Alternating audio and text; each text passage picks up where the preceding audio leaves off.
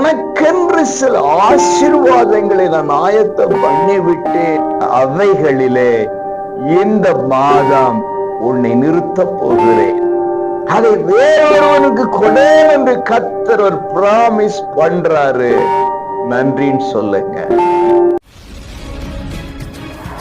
பிரியமான அன்பு உறவுகளே, மீண்டும் ஒரு புதிய மாதத்திலே உங்களை சந்திக்கிறதிலே மிக்க மகிழ்ச்சி அடைகிறேன். கடந்த 6 மாதங்களை முடித்து 7வது மாதத்துக்குள் ஆண்டவர் நம்மை அழைத்து வந்திருக்கிறார். இந்த மாதத்திலே கர்த்தர் உங்களுக்கு சொல்லுகிற ஒரு வார்த்தை 2 சாமுவேல் 22:34 என் உயர் ஸ்தலங்களில் என்னை நிறுத்துகிறார். பிரியமானவர்களே, பக்தன் சொல்லுகிறான் என் உயர் ஸ்தலங்களில்.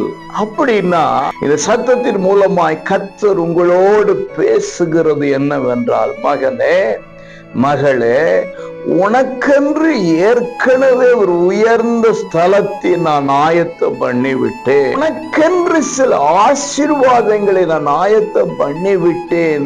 உனக்கென்று சில விஷயங்களை செய்ய நான் ஏற்கனவே தீர்மானித்து விட்டேன்.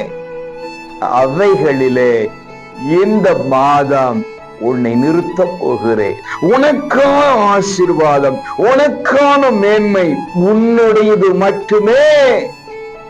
அதை வேறொருவனுக்கு கொடு என்று கர்த்தர் ஒரு பிராமிஸ் பண்றாரு. பெற்றுக்கொள்கிற மாதமாக 7வது மாதம் மாறப்போகிறது. பெற்றுக்கொள்ளுங்கள் உயர் ஸ்தலங்களை, ஆசீர்வாதங்களை.